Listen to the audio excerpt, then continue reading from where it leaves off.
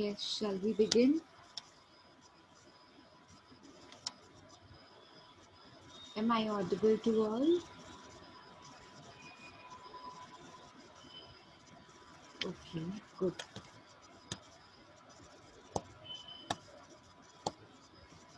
Okay, so yesterday we had started with capital market.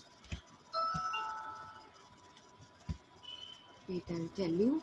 We had started with financial markets rather, and there are 7 different types of financial markets. The first one is capital markets. I hope you remember what was capital market. The market which is where we invest for long period of time. Okay, like for 5 years, for 7 years, for 9 years, for 10 years, that way. So that particular investment in such a market which is for long period of time is known as capital market. Is it okay for you all? Yesterday we have done the meaning of capital market and functions of capital market. Now there are 2 types of capital market, primary and secondary. I hope the screen is clearly visible to all. Yes? Is the screen visible? Yes? Okay. So we have 2 different types of capital market. One is primary and the other one is secondary. Now what is primary and secondary? See, we'll discuss here in detail. Type, types of capital market. First is primary. It is also called as new issue market. That means if a company is issuing their securities for the first time, very important.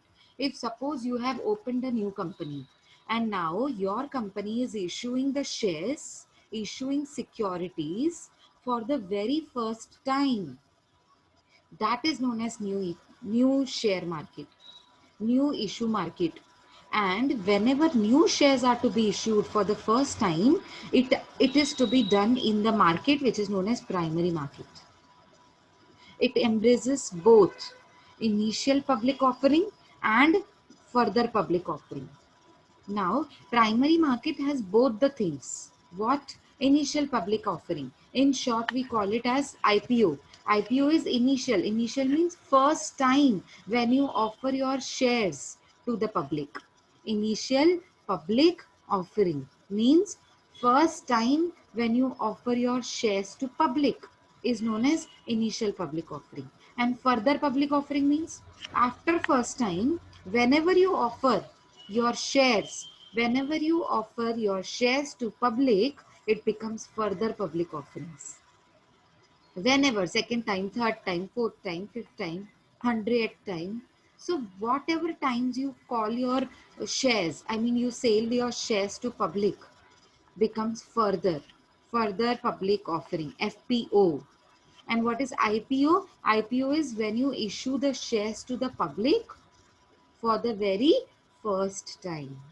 So primary market means when you issue your shares to the public for the very first time. That particular market is known as primary market. In the primary market, the mobilization of the funds takes place through prospectus, right issue, and private placements of the securities. Now, because you are issuing it for the very first time, now you will write, you will it will easy for you to issue the shares to, I mean to those who know, I mean who know you, you know them. Okay, through prospectus. Prospectus means you have seen the college prospectus.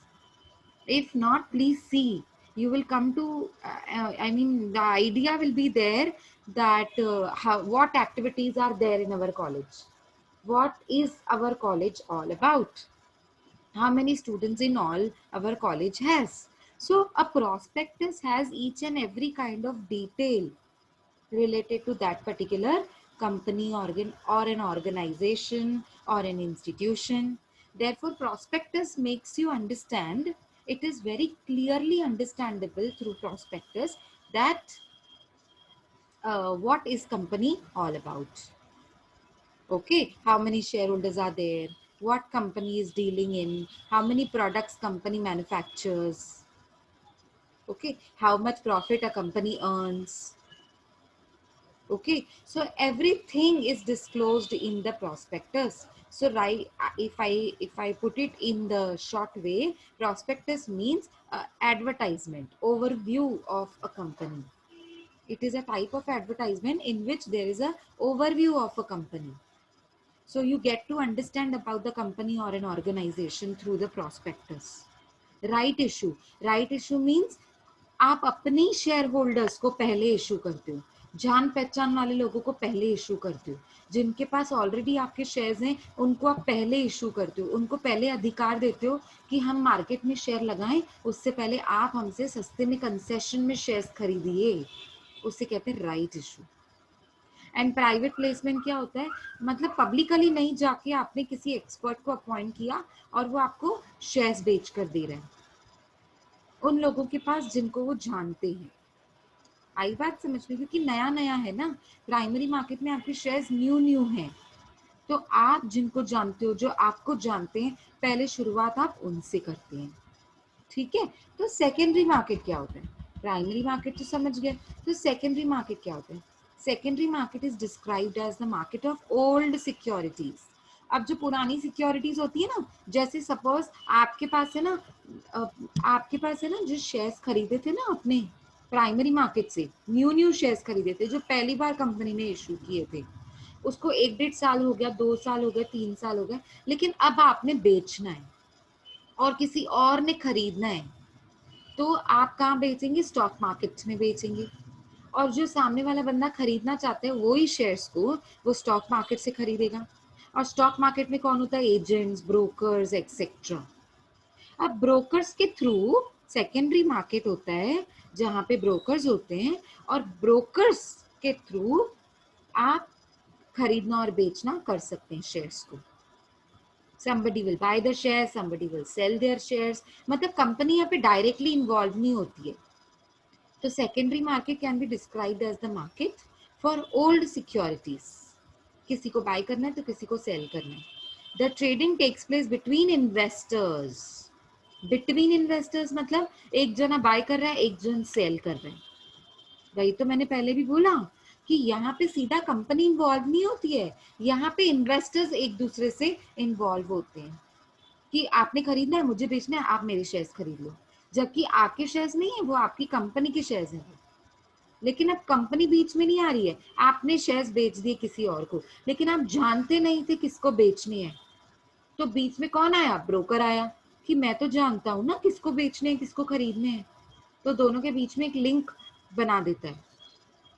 It covers both stock exchange, जो मैंने अभी अभी बताया ना, stock exchange के through आप अपने shares को बेचेंगे और खरीदेंगे, and over the counter market. Over the counter market मतलब ओटीसी जिसे कहते हैं, और मतलब आपने डिसाइड कर लिया प्राइस कितना है, आपने कोट कर लिया इतना इतना, जैसे जैसे वो कैसे होता है, आपने ना पुरानी कार बेचनी है तो आपने ना OLX पे डाल दिया, ठीक है, अब OLX पे कोई भी देख सकता है, कोई भी खरीद सकता है ना, वैसे स्टॉक एक्सचेंज और ओटीसी मार्केट होता है। ठीक है, आप अपने प्राइस कोट कर लो, अब कोई भी देख रहा है, जो भी खरीदना चाहते हैं उसे खरीदेगा, और कोई बेचना चाहते कोई बेच देगा, है ना। वैसे सेकेंडरी मार्केट में ये होता है, ऐसा होता है।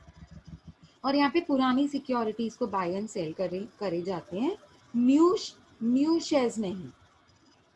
न्यू शेयर्स कहाँ पे होता है, प्राइमरी मार्केट, और पुराने शेयर्स कहाँ होते हैं, secondary market.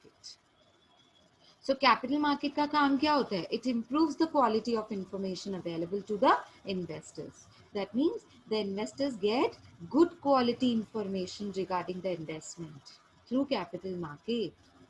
Therefore, it plays a crucial role in encouraging the adoption of rules of corporate governance. That means they operate the rules of the corporate governance so that if their workings goes on smoothly. समझ आ रहा है आप सबको? It includes all the process that helps in transferring of already existing securities. मतलब वो आपको help करता है, capital market is the base, वो आपको हेल्प करता है so that everything in dealing securities, everything goes very smoothly. ठीक है, कोई हर्डल नहीं आए, कोई प्रॉब्लम्स ना आए, वो कैपिटल मार्केट उसको इम्प्रूव करता है, वो सिचुएशंस को इम्प्रूव करेगा. Is it clear? Okay, next we have money market. Now, what is money market? Money market means short term. See, whenever there is a word capital market, we have to associate with that. We have to associate it with long term markets. But whenever there is money market, we have to associate it with short term market. Short term, anything you invest for short period of time, for less than 1 year or for 1 year, is known as is the place that is known as money market. So money market enables units. Units means shares, debentures, bonds, मतलब every kind of security. हर तरीके की security. Security मतलब securities मतलब shares, debentures, bonds, mutual funds. तो उसे हम short में क्या बोलते हैं? Units. सबको एक साथ क्या नाम दे दिया? Units. The money market enable units to manage their liquidity position through lending and borrowing short-term loans under 1 year. That means there is a place, there is a market where somebody is giving you loan and somebody is buying the loan. Somebody is buying the shares, somebody is selling the shares. Somebody is selling the debentures, somebody is buying the debentures. But the whole investments, every kind of investment would be for only and only 1 year. Only 1 year. Not more than 1 year. Maybe less than 1 year, but not more than 1 year. Therefore, it is known as money markets. Okay, so it facilitates the interaction between individuals and institutions with temporary surpluses of the funds and their counterparts who are experiencing a temporary shortage of the funds. मतलब आपकी company है, suppose, हाँ ये जो लिखा हुआ है ना, मैं I will try to explain it with an example. Suppose your company has an urgent need of the funds, but you need funds for only 6 months, not more than that. After 6 months, you are going to get your money from somewhere else. Therefore, right now, for only 6 months, you are in the need of the funds. Therefore, you will go to the money market to take a loan or to raise the funds through shares, to raise the fund through debentures. I mean, you will ask public to buy your shares for 6 months, to buy your shares for 1 year, to buy the shares for debentures for 1 year. Okay, you will ask people that way. You will ask people to give you short-term funds. Temporary funds, temporary surpluses of the funds can be arranged. Okay, to meet temporary shortage of the funds, so that you do not go for long-term loans and raising funds by issuing share capital for longer period of time. No, you do not want that. You want it for shorter period of time. Therefore, you go in money market. Is it clear, everybody? So it is for the period of ma'am counter part में count. Okay, over the counter, no? I'll explain you. Over the counter market. Now, I'll give you an example. See, over the counter market is not a physical market, first of all. It has to be online. Okay, over the counter, what happens here? Here somebody is there who is going to quote that I am supposed to sell these shares at this and this price on this and this date. Is somebody ready? अब वो बहुत सारे जनों को दिखेगा, बहुत सारे लोगों को दिखेगा कि ये है ना बंदा शेयर्स को बेचना चाहते हैं. ठीक है, अब मैंने खरीदना है. अगर समझो वो 45 रुपीज में कोट करते हैं और मुझे मार्केट में 55 रुपीज में मिल रहा है, तो क्यों ना मैं ये 45 रुपीज के शेयर्स खरीद लूं. तो मैं क्या करूंगी, वो शेयर्स को बुक कर लूंगी. बुक, अब मैंने शेयर्स को बुक कर लिया. ठीक है, अब जो दिन पे उसने लिखा है ना, इस दिन पे मैंने बेचना है, सपोज मैंने 5 डेज के बाद बेचना है, पर मैंने बुक तो आज कर लिया. अब 4 डेज और पड़े हैं, तो 4 डेज तक मुझे वेट करना पड़ेगा. ओवर द काउंटर में क्या होता है, बस आपने क्या करना है, एक कोई बेचने के लिए दिखा रहा है अपनी डिटेल्स और दूसरा खरीदेगा उसको. ओवर द काउंटर मतलब जैसे हम शॉप पे कैसे जाते हैं, शॉप पे किसी को बोलते हैं हमने ना शैम्पू खरीदना है, हमने सोप खरीदना है, हमने राइस खरीदने हैं, हमने दाल खरीदनी है. तो हम क्या करते हैं, हम शॉप पे जाते हैं, कहते हैं ये चीज दे दो ओवर द काउंटर, मतलब हम कहते हैं ये चीज हमने खरीदनी है, आप दे दो, और ऑन द स्पॉट पैसे दे देते हैं उन्हें। तो same way, but over the counter physical market नहीं होता। ठीक है, आई बात समझ में अभी, क्लियर हुआ डाउट? यस, डाउट क्लियर हुआ? Who asked me? I did not notice the name. Yes, who asked me doubt? Is it clear बेटा?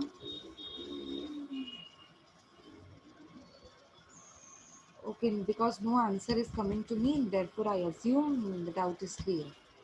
Okay, Satyam has asked. Okay, fine. Okay, good. So let me go to the next interbank market. अच्छा, money market में क्या होता है? These funds are operated for one. I mean, these are the funds borrowed for one day also. Okay हमने यहाँ पे एक दिन के लिए भी लोन ले सकते हैं, पता है आपको? मनी मार्केट इतना छोटा होता है, as small as one day. समझ में आया? अब पता है, मैं आपको एग्जांपल देती हूँ मनी मार्केट का, एक और प्रैक्टिकल एग्जांपल। बैंक होती है ना, बैंक, आपको पता है बैंक्स को सीआरआर मेंटेन करना पड़ता है, एसएलआर मेंटेन करना पड़ता है। तो जो सीआरआर मेंटेन करना पड़ता है ना, वो फोर्टनाइटली होता है। फोर्टनाइटली पता है क्या होता है? फोर्टनाइटली मतलब 15 डेज। हर 15 डेज में सीआरआर उनका चेक होता है। समझ आ रहा है? एसएलआर उनका चेक होता है। तो हर 15 डेज में सीआरआर एसएलआर जो चेक होता है उनका, तो उन 15 डेज में उनको ना उतना उतना कैश उनको दिखानी पड़ती है कि हमारे पास इतनी कैश पड़ी है। समझो सीआरआर है 4%। सीआरआर कितना है? 4%। एग्जाम्पल ले लो, ठीक है? तो 4% उनको उतनी मिनिमम कैश दिखानी पड़ेगी सीआरआर में। अब समझो 14th डे आ गया, आपके पास उतनी कैश नहीं है, 14th डे आ गया, ध्यान से सुनो ना, 14th day has arrived and you have noticed that CRR में ना मेरा 4% के बजाय ना 3% पड़ा है, 1% कम है। 1% मतलब समझो एग्जाम्पल ले लो 1 लाख रुपीज कम है। कितना रुपीज कम है? 1 लाख। तो आप क्या करोगे? अपनी नेबर बैंक, अपनी फ्रेंड बैंक, जो आपकी जान पहचान वाली बैंक है, बैंक ऑफ बड़ौदा बोलेगी मेरी जान पहचान वाली बैंक है यूनियन बैंक, वो मेरी नेबर बैंक है। ठीक है, अब बैंक ऑफ बड़ौदा ने हेल्प लेगी यूनियन बैंक से। क्या हेल्प लेगी? क्या हेल्प लेगी? जो 1 लाख रुपीज उसके पास शॉर्ट पड़ रहा था ना, सिर्फ एक दिन के लिए, only for one day, 15th day पे गवर्नमेंट चेक करने, आरबीआई चेक करने वाली है आपका पैसा सीआरआर में, कैश रिजर्व रेशियो बोलते हैं उसको।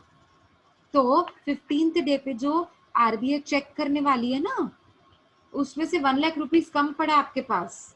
तो आप नेबरिंग बैंक को बोलोगे आप एक दिन के लिए मुझे 1 लाख रुपीज का लोन दोगे? एक दिन के लिए आप मुझसे इंटरेस्ट भी चार्ज कर लो, चलेगा। एक दिन का इंटरेस्ट, कितना इंटरेस्ट लोगे आप मुझसे? 5% ना, 5000 रुपीज ना, ले लो, लेकिन मुझे 1 लाख रुपीज का एक दिन के लिए लोन दे दो। तो बैंक बोलेगी ठीक है। तो यूनियन बैंक ने बैंक ऑफ बड़ौदा को 1 लाख रुपए एक दिन के लिए लोन दे दिया। तो ये कौन, एक ने लोन लिया, एक ने लोन खरीदा, तो ये एक यूनियन बैंक के लिए तो इन्वेस्टमेंट है ना। आपने लोन लिया, आप बैंक ऑफ बड़ौदा, आपने लोन लिया, लेकिन यूनियन बैंक ने तो दिया ना।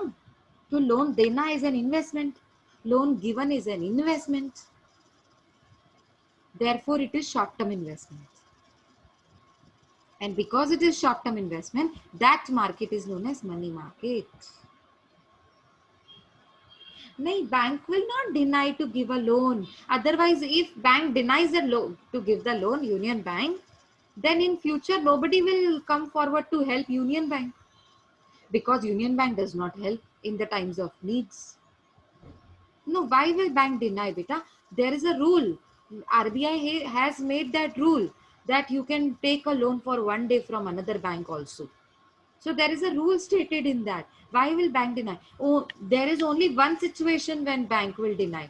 When bank has no money.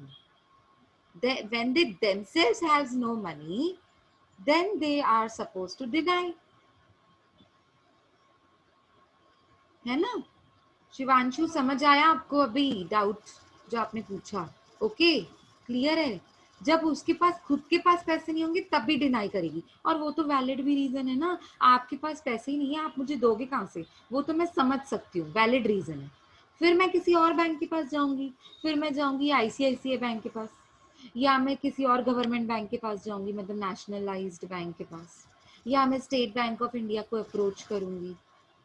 ठीक है, मतलब कोई भी बैंक किसी भी बैंक को अप्रोच कर सकती है एक दिन के लोन के लिए भी। मैं फोकस क्या कर रही थी, एक दिन का लोन भी ले सकते हैं। ऐसे ही सेम कॉर्पोरेट कंपनी भी एक दिन का लोन ले सकती है, पर वो एक दिन का लोन लेगी क्यों? कॉर्पोरेट कंपनी एक दिन का लोन लेगी क्यों? देखो ले तो सकती है पर लेगी क्यों? उसको थोड़ी किसी को दिखाना है 15 दिन में, फोर्टनाइट में, पर बैंक को तो दिखाना है ना। अगर उसके पास एक दिन के लिए पैसा कम पड़ रहा है, दिखाने के लिए, सिर्फ to show their account has a minimum balance of CRR, अगर वो दिखाने के लिए उनके पास कम पड़ रहा है तो वो लोन लेते हैं एक दिन के लिए। ठीक है ना, बाकी तो कोई एक दिन के लिए कोई लोन क्यों लेगा, है ना? अगर एक दिन के बाद आपके पास पैसे आने ही हैं तो फिर आप एक दिन वेट कर लोगे ना लोन क्यों लोगे? ठीक है, ये बात सब समझ लें। ठीक है, तो बैंक के केस में ये होता है, मनी मार्केट के एक दिन वाला। बाकी तो देखो 1 ईयर के लिए तो हम लोग किसी को लोन दे सकते हैं, ले सकते हैं, और शेयर्स भी, प्रेफरेंस शेयर्स होते हैं वो 1 ईयर के भी होते हैं। तो मनी मार्केट में वो प्रेफरेंस शेयर्स में डीलिंग हो सकती है जो 1 ईयर के होते हैं, वो डिबेंचर्स में डीलिंग हो सकती है जो 1 ईयर के होते हैं। ठीक है, सबको समझ आ रहा है? अब आते हैं नेक्स्ट में, इंटर बैंक मार्केट्स। अब ये हमारा थर्ड टाइप आ गया। हाँ, किसका? ये किसका थर्ड टाइप है? कैपिटल मार्केट का। कैपिटल मार्केट में, ओ सॉरी, कैपिटल मार्केट नहीं, वेरी सॉरी, कैपिटल मार्केट में दो टाइप्स थे, प्राइमरी एंड सेकेंडरी। उसके बाद हम आए थे सेकेंड टाइप पे, मनी मार्केट। अब हम आ रहे हैं थर्ड टाइप पे, इंटर बैंक मार्केट। अभी देखो वापस है ना सेम चीज आ गई। अब आप बोलोगे मैम क्या फर्क था मनी मार्केट और इंटर बैंक में? जब मनी मार्केट में बैंक की आपस में डीलिंग होती है ना, उससे नाम अलग से दिया गया है इंटर बैंक मार्केट। जब भी शॉर्ट टर्म लोन एक बैंक दूसरे बैंक से लेती है, पर शॉर्ट टर्म नहीं, लॉन्ग टर्म। अगर शॉर्ट टर्म लेगी तो मनी मार्केट, और अगर लॉन्ग टर्म लेगी तो इंटर बैंक मार्केट। फर्क समझ में आया? देखो ऊपर मनी मार्केट में भी बैंक था, नीचे इंटर बैंक में भी बैंक है। तो मनी मार्केट में बैंक एक दूसरे से लोन लेती है और देती है, वो शॉर्ट टर्म के लिए, as short as 1 day. But यहाँ पे इंटर बैंक में लॉन्ग टर्म पीरियड होता है। सपोज एक बैंक दूसरे बैंक से 1 ईयर से ज्यादा के लिए लोन ले रही है, 2 ईयर्स के लिए, 3 ईयर्स के लिए। Mute mute please mute Piyush. आप ना थोड़ा अपने माइक्रोफोन्स पे ध्यान दीजिए प्लीज। चलो, इंटरबैंक मार्केट में क्या है, bank and other financial institutions use the so called word internet interbank market to borrow funds with longer period of time from overnight to several weeks and up to 1 year. मतलब देखो जरूरी नहीं है ये long term period के लिए हो, पर थोड़ा लंबा भी जा सकता है, थोड़ा छोटा भी हो सकता है। ओवरनाइट मतलब एक दिन के लिए, टू सेवरल वीक्स कुछ हफ्तों के लिए भी हो सकता है, एंड अप टू 1 ईयर। तो मतलब जब भी बैंक की बात बोलो ना, जब भी एक बैंक दूसरे बैंक से लोन लेती है, स्पेसिफिकली नहीं बोल सकते long term, but short term के लिए, कितना शॉर्ट टर्म, एक दिन भी हो सकते हैं। ओवरनाइट मतलब एक दिन, ओवरनाइट मतलब 1 नाइट, तो मतलब पूरा 1 डे हो गया ना, to several weeks and up to 1 year. ठीक है, investors and small trading parties do not participate on the interbank market. Investors कौन? मतलब जैसे इंडिविजुअल इन्वेस्टर्स, मैंने खरीदना है, मैंने बेचना है, कुछ शेयर्स खरीदने हैं, शेयर्स बेचने, नहीं मैं नहीं पार्टिसिपेट कर सकती। It is between the banks and the financial institutions. Okay, जैसे NBFC, okay, housing finance institutions, और बैंक्स में Bank of Baroda, Union Bank, Indian Bank, ICICI, HDFC, etcetera. Okay, so investors and small trading parties will not participate in interbank market because name itself says it is interbank. So only banks will come forward and to help each other. Only banks will be there. Most transactions occur in case a bank experiences extra liquidity, a surplus of the funds, while another has a shortage of liquidity. एक bank के पास extra पैसा पड़ा है और दूसरे के पास पैसा ही नहीं है, तभी तो ये तब तो ये सिचुएशन आएगी इंटरबैंक मार्केट की. Interbank market plays an important role only when a, a particular bank has a extra funds and the another bank has a shortage of funds. Only then this particular market will play role. Okay, I hope you are understanding. LIBOR सबसे बड़ा example है. Interbank interest in London is known as LIBOR. LIBOR सबसे पहला शुरू हुआ था interbank के नाम पे. लाइबॉर क्या होता है? London interbank offered rate. LIBOR London interbank, IB interbank, O offered, R rate. Is that clear? Is it clear? Yes.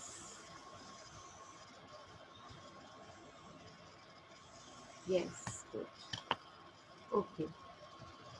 And Libid. Libid is London Interbank bid rate. Bid rate is मैंने बोल दिया इतने में मैंने loan देना है और आपने इतने में लोन खरीद. कौन खरीद सकता है? इतने में लोन मैंने देना है. बिड कैसे करते हैं हम? बिडिंग करते हैं ना. बिडिंग मतलब जैसे ऑक्शन कैसे होती है? ऑक्शन मतलब मैंने रेट बोल दिया 1001 रुपया, 1001 रुपया, 1001 रुपया, 2, 1001 रुपया, 3, ऐसे कहते हैं ना हम ऑक्शन में. तो 3 कह दिया तो फाइनल हो जाते हैं. बस वही बिडिंग होती है. मतलब बिडिंग भी उसके जैसे ही होती है. ठीक है, बिडिंग करते हैं मतलब रेट देखेंगे कितने में आप खरीद सकते हो, उतना उतना रेट करते जाएंगे. कम अगर कम में खरीद सकते तो कम करते जाएंगे, बिडिंग कम होती जाएगी. और अगर ज्यादा में लोग खरीद सकते तो बिडिंग बढ़ती जाएगी. उसे कहते हैं बिडिंग. लिबिड ने शुरू किया था मैम इसमें लिबिड. खाली बैंक ही इन्वॉल्व हो सकती है ना? हाँ जी, हाँ जी, बिल्कुल. सिर्फ एंड सिर्फ बैंक. इंटरबैंक. इंटरबैंक मीन सिर्फ एक बैंक से दूसरे बैंक तक ये लेन देन होगी बस. मनी मार्केट में कोई भी हो सकता है शॉर्ट टर्म. यहाँ पे शॉर्ट टर्म भी हो सकता है लेकिन 1 साल तक का short term, sorry long term. 1 साल जितना लंबा हो सकता है यहाँ पे. लेकिन इंटर बैंक में ये ध्यान देना है मनी मार्केट में कोई भी हो सकता है, इंटर बैंक में सिर्फ बैंक्स. ये फर्क है दोनों के बीच में. ठीक है, तो लिबिड मतलब London inter bank bid rate. ये वो रेट होता है जो लिबिड के हिसाब से चलता है. ठीक है, और ये लंदन में हुआ था इसलिए इसका नाम भी लंदन इंटरबैंक बिड रेट ऐसे करके. अब है ना फोर्थ टाइप पे आ जाते हैं, फॉरेन एक्सचेंज मार्केट. तो फॉरेन एक्सचेंज मार्केट क्या होता है? सिंपल है. बड़ा बड़ा नाम से ही बड़ा इजी लग रहा है. ये तो बहुत इजी लग रहा है. आप समझो मेरे पास रुपीस है. ठीक है, मेरे पास रुपीस है. मुझे ना डॉलर खरीदने हैं, डॉलर में इन्वेस्टमेंट करनी है. मैं बैंक के पास जाऊंगी. अब सीधा यूएस तो नहीं जाऊंगी ना, मैं किसी एक एजेंट को पकड़ूंगी जो मुझे डॉलर खरीद के दे सके. तो bank is a very good agent. ठीक है, बैंक के पास जाऊंगी, उससे कहूंगी ये रुपीस ले लो, मुझे डॉलर्स दे दो. और डॉलर का रेट जब भी बढ़ेगा ना तब मैं बेच दूंगी तो मुझे प्रॉफिट हो जाएगा. ठीक है, ऐसे वाली डीलिंग्स होती है ना, उसे कहते हैं फॉरेन. ऐसे वाली डीलिंग होती है जो प्लेस होती है ना, उसे कहते हैं फॉरेन एक्सचेंज मार्केट. सिंपल है, बहुत इजी है. फॉरेन एक्सचेंज मतलब जो मेरी फॉरेन करेंसी है ना उसे ना एक्सचेंज मतलब ऐसे नहीं एक के बदले दूसरा नहीं. हाँ ऑफ कोर्स आपको रुपीस तो देना ही पड़ेगा डॉलर के बजाय. ये बार्टर सिस्टम नहीं बोल सकते इसको, एक के बजाय दूसरा नहीं. पर आप प्रॉफिट्स अर्न करने के लिए आप इस मार्केट में आते हो. लेकिन फॉरेन करेंसी इन्वॉल्व होती है इसमें. देखो ऊपर वाले में कहीं पे भी फॉरेन करेंसी थी नहीं थी, रुपीज ही था सब में. ठीक है, तो foreign currency market abets the foreign currency trading. मतलब वो फॉरेन करेंसी ट्रेडिंग को सपोर्ट करती है, फॉरेन करेंसी ट्रेडिंग को स्मूथ बनाती है. ट्रेडिंग मतलब बाइंग एंड सेलिंग. अब मुझे यूएस की कंपनी को कुछ बेचना है. मेरी जो कंपनी है वो इंडिया में है. अब मेरी कंपनी यूएस की कंपनी को कुछ बेचना चाहती है. तो अगर मेरे गुड्स वहां जाएंगे तो मुझे डॉलर्स में पैसा मिलेगा ना, क्योंकि सामने वाली कंपनी के पास तो है ही डॉलर्स, उसके पास तो रुपीज है ही नहीं। वो कभी रुपीज में डील ही नहीं करती है वो कंपनी, जो यूएस वाली कंपनी है। अब तो वो मुझे डॉलर्स में ही पैसा देगी, लेकिन मुझे उसने डॉलर्स में दे दिया।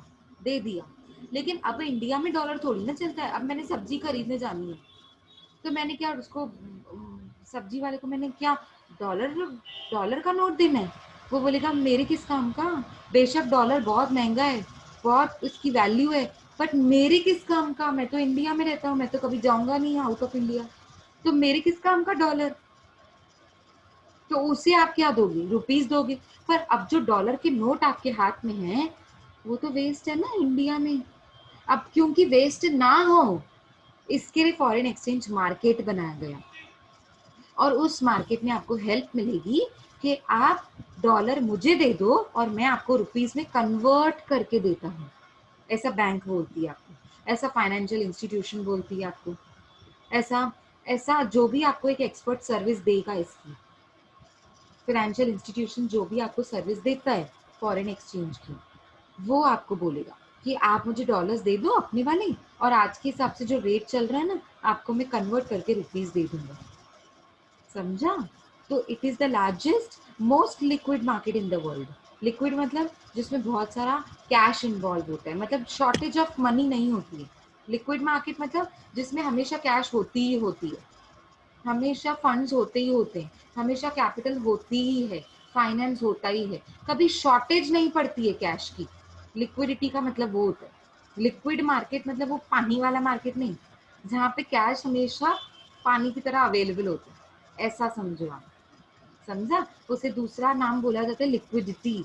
लिक्विडिटी मतलब never shortage of funds, never you will face a shortage of funds, that is known as a situation of liquidity. ठीक है, तो ये सबसे बड़ा मार्केट होता है, और इसमें हमेशा इसे हमेशा लिक्विड मार्केट कहते हैं। लिक्विड मार्केट मतलब there is never a shortage of finance. ठीक है, with an average traded value of more than 85 trillion per day. ये आप छोड़ दो, बिल्कुल ध्यान ही नहीं दो, क्योंकि ये तो चेंज होता रहता है ना। इसके लिए it includes all the currencies in the world, all the currencies, dollar, drams, euros, yen, Japanese yen, Indian rupee, हर तरीके की करेंसी इसमें मार्केट में इन्वॉल्व होती है। And any individual company and country can participate. कोई भी इंडिविजुअल, मैंने अकेले कोई शेयर खरीद सॉरी डॉलर खरीदना है, अकेले भी कर सकती हूँ। कंपनी के नाम पे करना है वो भी कर सकती हूँ, कंट्री के नाम पे पार्टिसिपेट करना है वो भी कर सकती हूँ।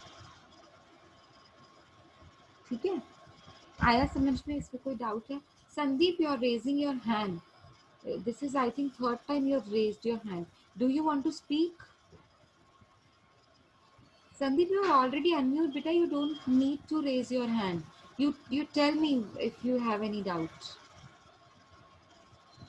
Otherwise, don't keep raising your hand because it is diverting my attention towards that. Please stop that, okay? If you don't have any doubt, don't raise your hand. And keep yourself on mute. Don't try things on your mobile phone. Now, who is this Redmi? See, you guys have to change your name. Otherwise, your attendance will not be marked. So I hope you have understood about foreign exchange market, and that was the fourth type. Now fifth type, commodity market. See, the word itself says meaning. I mean, the word itself suggests the meaning. The word is commodity. Commodity means any product, any physical product. तो हम कभी भी कोई भी physical product जब भी खरीदने जाते हैं उससे क्या कहते हैं? Commodity market. देखो लिखा हुआ है, the commodity market manages the trading in primary products which takes place in about 50 major commodity markets, which entirely where entirely financial transactions increasingly outstrip physical purchases. जब हम physical purchase करते हैं which are to be delivered. ठीक है, तो ये primary products होते हैं। कौन से प्रोडक्ट्स होते हैं? प्राइमरी प्रोडक्ट्स होते हैं जो ये मार्केट में डीलिंग होती है। It is classified into two, hard commodities जिसको रॉ मटेरियल के नाम से जाना जाता है, एंड सॉफ्ट कमोडिटीज जो फिनिश्ड प्रोडक्ट होता है, जो रेडी होता है। अब जो जो हार्ड कमोडिटीज होते हैं ना, विच आर रॉ मटेरियल मतलब हम जो कच्चा मटेरियल होता है, जो हम सीधा कंज्यूम नहीं कर सकते हैं, उसे हमने कुछ ना कुछ फॉर्म में कन्वर्ट करना पड़ेगा। अब जैसे गोल्ड है, गोल्ड को ज्वेलरी में कन्वर्ट करना पड़ेगा ना, अगर आपको गोल्ड यूज करना है तो। ऑयल को किसी फॉर्म में कन्वर्ट करना पड़ेगा, कंटेनर में डालना पड़ेगा, तब तो आप ऑयल यूज कर सकते हो। Rubber, so these are raw material, ठीक है। रबर में से बहुत सारी चीजें बनती हैं, तो उसको आप किसी फॉर्म में कन्वर्ट करते हो तब वो आप चीजें यूज कर सकते हो ना। कमोडिटीज मतलब चीजें, गुड्स, प्रोडक्ट्स। तो दो चीजों में इसको डिवाइड किया गया है, एक रॉ मटेरियल और दूसरा soft, sorry, hard and soft. Mute, Piyush, Piyush mute. अब इसके बाद है ना, मैंने किसी को बोलना नहीं है म्यूट करने के लिए। तुम लोग क्या माइक्रोफोन पे ध्यान नहीं देते हो? Please pay attention to that. It disturbs everybody, not to only me. So this is the place, this is the market where the commodities are divided into two parts. One is hard and another is soft. Hard means raw material, जैसे gold, oil, rubber, etc. Okay. Now another example, जैसे textile industry में से cotton होता है ना, तो वो भी हमारा हार्ड रॉ मटेरियल हो गया। थ्रेड होता है, वो भी हमारा हार्ड मतलब रॉ मटेरियल हो गया। अब सॉफ्ट कमोडिटीज कौन सी होती हैं? Which are typically grown agricultural primary products. देखो पहली बात तो ये प्राइमरी प्रोडक्ट होना चाहिए। प्राइमरी मतलब एग्रीकल्चरल प्रोडक्ट होना चाहिए, such as wheat, cotton, sugar etcetera. वो सॉफ्ट कमोडिटीज में आ गया। Okay, are you understanding that? Is it very clear? Yes, you can write me in the chat box. Okay, very good.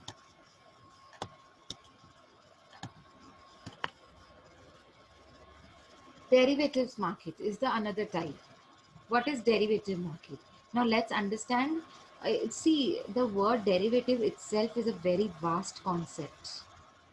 It has a very vast concept, but I will not be going into so deep. We will just understand the meaning of the derivative market. Okay, now let me take an example of the derivative market first. See, suppose you are going to, there is an agricultural farm that you have, and suppose that in that farm you produce wheat.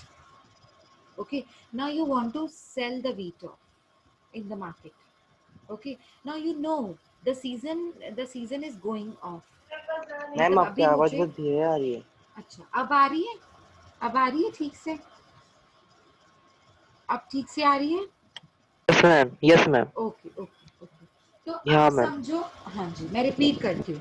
अब समझो there is an agricultural farm that you have, okay. Now on that particular farm you produce crops, seasonal crops. आप seasonal crops को produce करते हैं। अब season जाने वाली है, सपोज सीजन जाने वाली है, तो सीजन जाने वाली में तो आपने सोचा मैं पहले से ही क्यों ना किसी को ये क्रॉप्स बेच दूं सीजन जाने से पहले ही। तो आपने क्या किया, किसी एक सर्टन डेट पे किसी के साथ एक म्यूचुअल एग्रीमेंट किया कि इस सर्टन डेट पे 2 महीने के बाद मैंने आपको ये क्रॉप्स ग्रो कर इतने इतने प्राइस पे देने हैं, ठीक है। On based on underline asset, हमेशा याद रखो डेरिवेटिव मार्केट है ना, अंडरलाइन एसेट्स पे डील करता है। मतलब अभी आपके और मेरे बीच में जो लेन देन हो रही है ना, वो क्रॉप्स मेरे लिए एसेट है। अंडरलाइन एसेट मतलब बेस। अगर बेस ही नहीं होगा तो बिल्डिंग खड़ी हो पाएगी नहीं। अगर वो क्रॉप्स ही नहीं होंगे तो क्या मैं आपसे डील कर पाऊंगी? नहीं। चलो ये एक एग्जाम्पल था, ठीक है, जो मैंने क्रॉप्स का एग्जाम्पल दिया। दूसरा एग्जाम्पल ले लो, अगर मुझे डीलिंग करनी है फॉरेन एक्सचेंज करेंसी में, तो फॉरेन एक्सचेंज करेंसी में कौन सा अंडरलाइंग एसेट होगा? समझो डॉलर में डीलिंग करनी है, तो dollar is the underlying asset, no, कि इस दिन पे मैंने डॉलर खरीदना है और इस दिन मार्केट में डॉलर का रेट क्या होगा, suppose $1 is equals to 70 rupees, तो मैंने 70 रुपीज में खरीदना।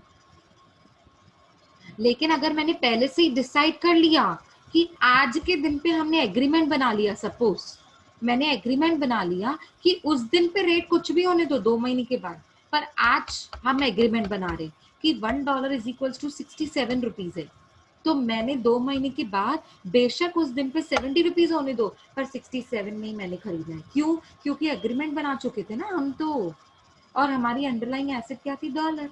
तो डेरिवेटिव मार्केट हमेशा ये होता है, it facilitates the trading in the financial instruments. पहली बात तो ये फाइनेंशियल इंस्ट्रूमेंट्स में डील करता है, such as future contract and options use. अब आपको ना समझना नहीं है ये फ्यूचर कॉन्ट्रैक्ट क्या होता है। इन शॉर्ट अगर मैं आपको बताऊं तो मैंने जो अभी आपको एग्जांपल दिया ना कि फ्यूचर में 2 महीने के बाद मैंने आपको ये क्रॉप्स बेचने हैं, उगाकर क्रॉप्स ग्रो करके, लेकिन उस दिन पे रेट कुछ भी हो मुझे नहीं पता, मे बी सीजन डाउन हो जाए, मे बी उस दिन उस टाइम पे रेट बढ़ गया हो या कम हो गया हो, लेकिन आज के दिन पे जो हम रेट डिसाइड कर रहे हैं ना, वो ही रेट पे आप मुझसे खरीदोगे और मैंने आपको बेचना है, उसे कहते हैं फ्यूचर कॉन्ट्रैक्ट। ठीक है, ये मैंने बहुत शॉर्ट में बताया, बहुत शॉर्ट में, इसको बहुत डिटेल में, मतलब अगर मैं जाऊं ना तो पूरा लेक्चर चला जाएगा मेरा। ठीक है, तो it facilitates the trading in financial market, financial instruments such as future contract options used to control the financial risk. जो मेरा 2 महीने के बाद सीजन कम हो जाएगी ना, सीजन चली जाएगी, कोई नहीं खरीदेगा मेरे से, तो मेरा नुकसान हो जाएगा, फाइनेंशियल रिस्क हो जाएगा, मुझे वो ना हो, इसीलिए मैंने पहले से ही डेरिवेटिव मार्केट में जाकर पहले से ही कॉन्ट्रैक्ट बना लिया किसी के साथ।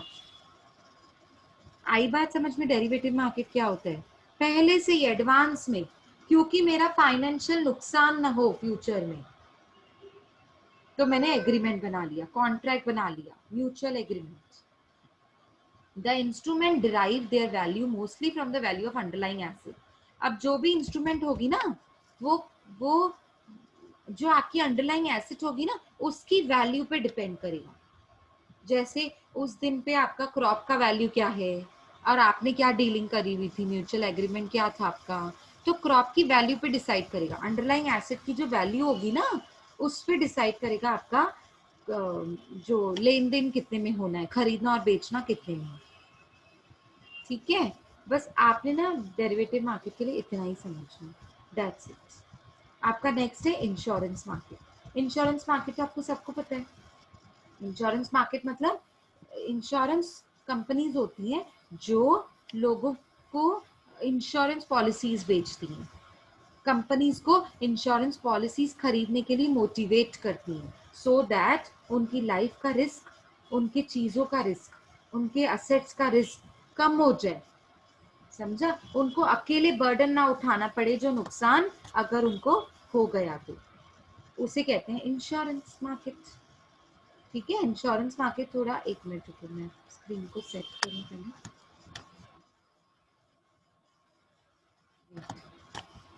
सो इंश्योरेंस मार्केट क्या होता है, it helps in relocating various risk. मतलब आपको इंश्योरेंस कंपनी क्या कहती है, आपका रिस्क मैं भी उठाने के लिए रेडी हूँ, बट उसके लिए आपको हर महीने प्रीमियम भरना पड़ता है कंपनी को। Only then insurance company is ready to take your risk, it is your risk.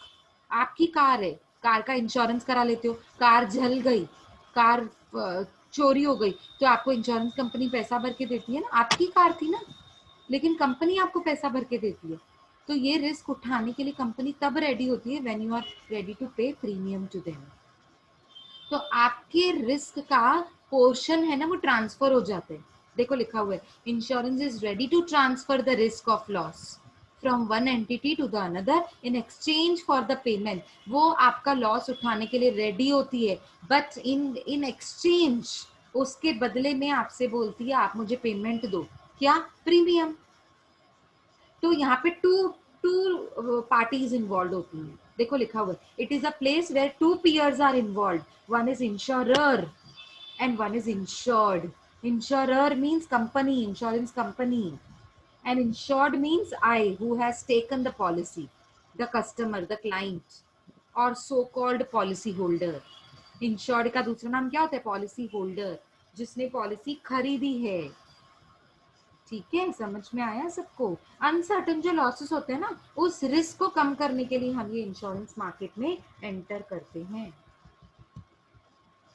ठीक है, सबको समझ में आया? There were 7 types. बोलो पहला क्या था? Yes, tell me. First one was Primary market. Yes, no, capital market. Capital market. Yes, capital में प्राइमरी एंड सेकेंडरी. कैपिटल में primary and secondary. Next money market. Third क्या है? Money market. Interbank Interbank market. Bank. Fourth Foreign exchange Exchange market. market. Very good. फिर Commodity market. and six Exchange market.